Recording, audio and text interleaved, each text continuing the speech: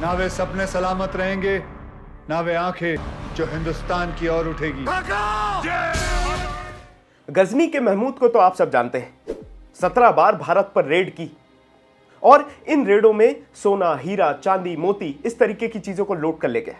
इसके साथ में एक मंदिर जिसका नाम है सोमनाथ, उसको भी तहस नहस कर दिया जाता है, जो कि 1950 आते आते बनता है।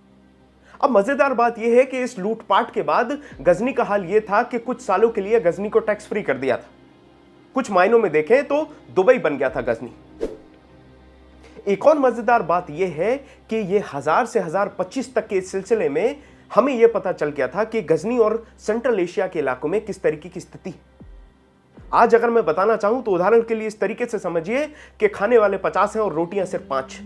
जब 50 लड़ेंगे और जो जिंदा बचेगा वो रोटी खाएगा, इस तरीके की स्थिति थी। और जिसकी वजह से ये अपनी जान की बाजी लगाकर यहां आते थे और लूटपाट करते थे, क्योंकि इस्लाम आने के 2000 साल पहले से भी पूरी दुनिया को यह पता था, चाहे आप हेरोडोटस की बात करें या फिर द पेरिप्लस करके एक किताब जो आई थी उसकी बात करें। इन सब किताबों में इन सब हिस्टोरियंस को सबको पता था कि भारत एक सोने की चिड़िया है, भारत में बहुत पैसा है, बहुत धन धान्य है और बढ़िया जीवन है। इसी कारण से ये सारे जो तुर्की हैं वो एंट्री मारते जा रहे थे जब सिंध के ऊपर चढ़ाई करते हैं और मुसलमान सिंध के आसपास के इलाकों पे कब्जा कर लेते हैं। उसके बाद से ही ये सिलसिला शुरू हुआ। तारीख में 1000 से 1025 तक लूटपाट करता है महमूद गजनी और उसके बाद ही आ जाता है मोहम्मद गौरी। मोहम्मद गौरी की बात करें तो आपको मोहम्मद गौरी और पृथ्वीराज चौहान के बीच का संवाद याद होगा। पहली तराई की लड़ाई होती, दूसरी तराई की लड़ाई होती। तारीख की बात करें तो 1192 में यह लड़ाई होती है और इसके बाद से ही दिल्ली सल्तनत की शुरुआत हो जाती है। कारण मोहम्मद गौरी जो है वो जीत चुका था। इसके बाद से ही भारत के द्वार खुल गए थे और भारत के द्वार खुलने के साथ ही बहुत सारे तुर्की जो है वो भारत आने लगे। आज मैं एक खास तुर्की के बारे में बात करने वाला हूं जिसने नालंदा और विक्रमशिला जैसी बड़े बड़े विश्वविद्यालयों को, बड़ी बड़ी लाइब्रेरियों को तहस नहस कर दिया। आज हम बात करेंगे बख्तियार खिलजी के बारे में। कहानी ऐसी है कि 1195 में बख्तियार खिलजी आज के मिर्जापुर में आता है। जी हां, वो कालीन भैया वाला मिर्जापुर, वहां पहुंचता है बख्तियार खिलजी। अब बख्तियार खिलजी अपने आप में एक ऐसा आदमी था जो कि बोर होना पसंद नहीं करता था। ये कुछ साल लगाता है और अपनी एक टुकड़ी बना लेता है, अपने भाड़े के टट्टुओं की एक फौज तैयार कर लेता है, वो भी सेंट्रल एशिया और तुर्की के जो लोग वहां से आए थे उनके साथ। 1200 आते आते तक ये बहुत ज्यादा महत्वाकांक्षी हो जाता है। सोचता है करें तो करें क्या, तो वो नालंदा को डिस्ट्रॉय कर देता है। नालंदा जो है उसको खत्म कर देता है।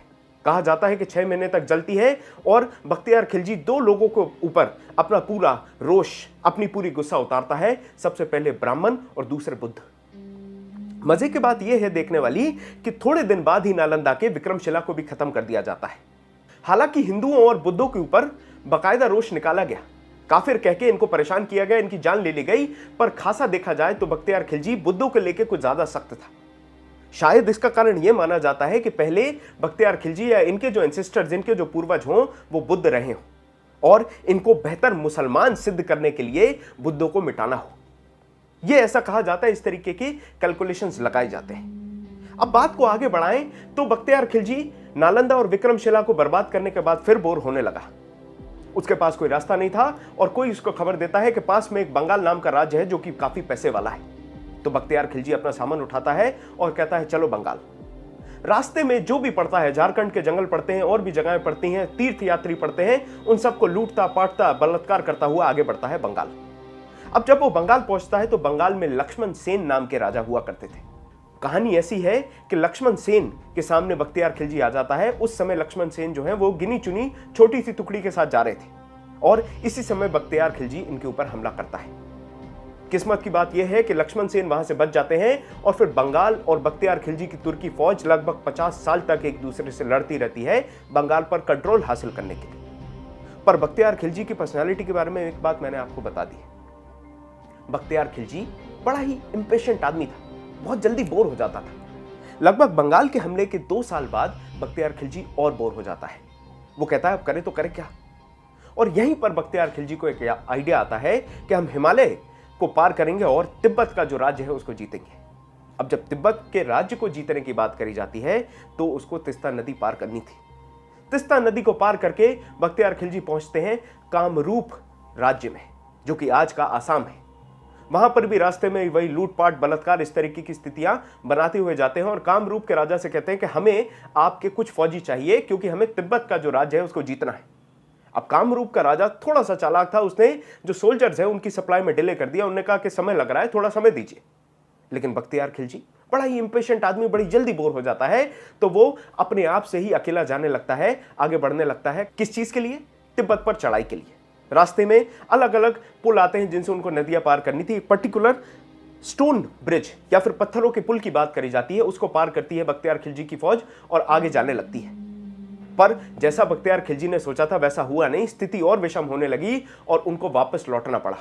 वापस लौटने में काफी कबायली, काफी गुरिल्ला फोर्सेस ने उनके ऊपर हमला करा, अलग अलग ट्राइबल्स ने उन पर हमला करा, जिसकी वजह से उनकी जनसंख्या भी कम हो रही थी, उनकी फौज भी कम हो रही है और इसके साथ में सप्लाईज भी बहुत कम होती जा रही हैं।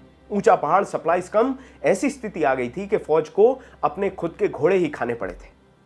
वापस जब वो नदी पार करने आ रहे थे उस पत्थर के पुल पर, तो वो देखते हैं कि असम की फौज ने उस पत्थर के पुल को ही खत्म कर दिया है। अब वापस तो आना था, कितने दिन रुकते बिना खाने के, बिना पानी के? तो कुछ बख्तियार खिलजी की फौजें कोशिश करते हैं तेज बहाव वाली नदी को पार करने का और वो अपनी जान गंवा देते हैं। जैसे तैसे बख्तियार खिलजी मुट्ठी भर सिपाहियों के साथ वापस पहुंचता है। पर अब वो बख्तियार खिलजी नहीं था जिसने नालंदा या विक्रमशिला को जलाया, या फिर वो बख्तियार खिलजी नहीं था जिसने बंगाल के ऊपर हमला किया।